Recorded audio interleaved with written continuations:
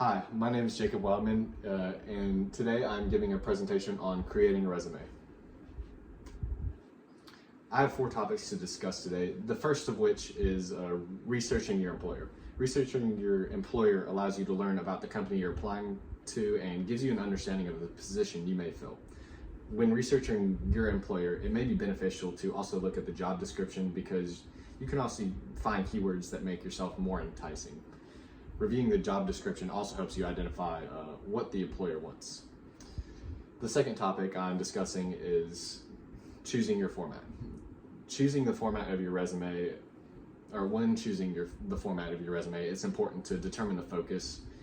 And determining the focus means it is important because you need to understand what your employer is looking for. When choosing the format, you also need to organize the different sections of your resume. 2 common types are chronological and functional. Chronological deals with highlighting your work experience, and functional deals with highlighting your skills. After organizing, you then want to complete the heading, which contains your name and personal information, and it needs to be very clear to your employer. The third topic is completing the body of your resume. Completing the body of your resume, you want to you want to list an objective which details what you are looking for job-wise, and usually you line it up with the job description. After the objective, you list your skills, typically in the order from most relevant to least relevant, depending on the position. Next comes job history. Job history is listed from the most recent jobs backwards and shows that you've been previously employed. The last part of the body is the section that contains your previous education, and it includes things such as courses, your GPA, and leadership positions within your years of schooling.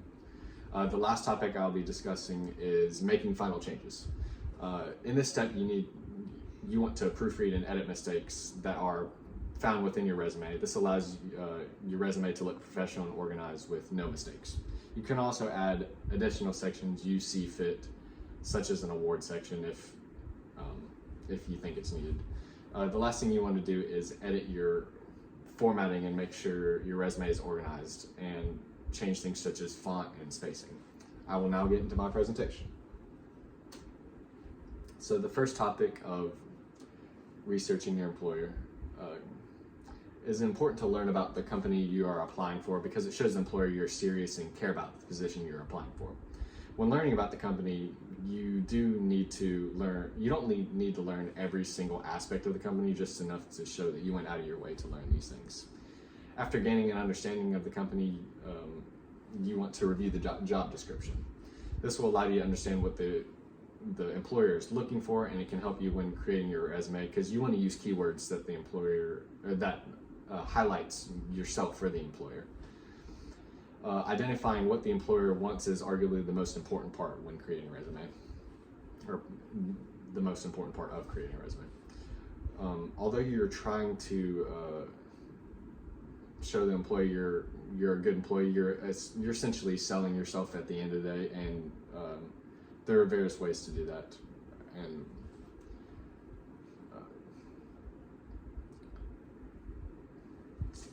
so that's it. Choosing the format of your resume is very important because it is where you decide what you want to highlight in your resume. Determining the focus of your resume comes down to what your employer is most interested in, and if you do not know, a safe bet would to just be putting it in chronological order. Like I said, chronological order highlights work experience, and functional highlights the individual skills. After you've decided the focus of your resume, you then complete the heading. The heading consists of your name, your phone number, your address, and your email. After you finish these steps, you're now ready to move on to the body of the presentation, in which you display a lot of the important information that is in a resume. The body of the resume is where the bulk of it is. In the body, you typically have a objective, skills, job history, and previous education. An objective is a statement that explains what your career goals are as an individual, and this can be tailored depending on the position you're being interviewed or trying to be hired for. If I were applying for like an engineering management position, I would say something along the lines of I'm pursuing a position in the field of engineering management. It's quite simple. You next need to list your skills. These skills should detail technical and a lot of social skills that you can work with other people in the workplace. You also want to present your skills in a way that makes you very appealing using the keywords that I discussed earlier. Next comes job history. When listing job history, you want to start with your most recent employment and go backwards from there. You don't want to just put the job title. You also want to list the dates you were employed from and some things you accomplished while you were working in that job, such as like achievements. When filling this section of job history, you can try and tailor it to make the achievements or we'll tailor them in a way that will try and benefit you looking good to the person interviewing you. You want to try to be concise with this section as employers don't want to read super long descriptions. The last part of the body is your previous education. This includes things such as courses that are related to the position, GPA, and leadership positions. This is very important, and the body is very important, and you should tailor it in a way that makes you seem like a valuable asset to the company you're applying to. Next is making final changes. When making final changes, the first thing you want to do is proofread and edit the mistakes found. It's important to proofread because you want to look professional and have no grammatical mistakes, and it helps to get a second set of eyes or someone that's made a resume to help you do this step. You can also add additional sections during this step and just as you see fit, such as maybe awards you got in school to make yourself more appealing and so that you might have experience. And it's just whatever you think could be added on or tweaked. And the last step when making final changes is to change formatting for text and spacing in the margins and lines and stuff like that. So typically in text you want to use a 10 or 12 point style font, and you also want to bold your name in the heading, and you also want to bold the titles of the different sections. You want to try and consolidate all of your information to one page. It's okay if you go to two, but two is typically reserved for people who have a lot of experience or a lot of things to put on their resume. I would like to now go through a recap of my presentation. I first talked about researching your employer and why it's important to learn about the company you are applying to. I talked about how reviewing the job description helps you identify what an employer is looking for and also identify keywords that can be used within your resume.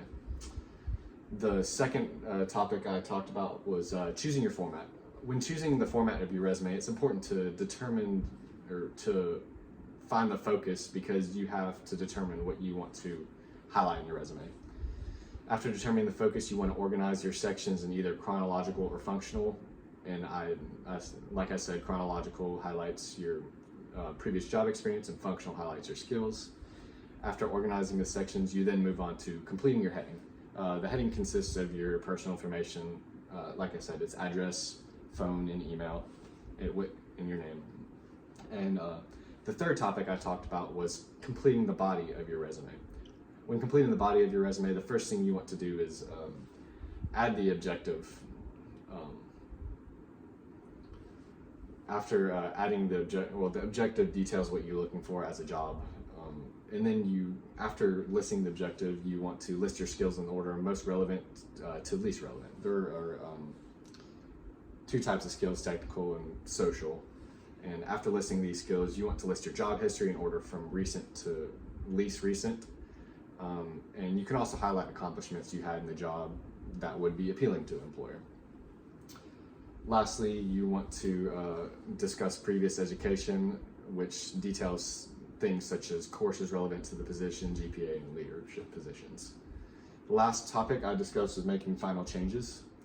When making final changes, you want to edit and proofread, and it helps to get a second set of eyes and someone to look over it.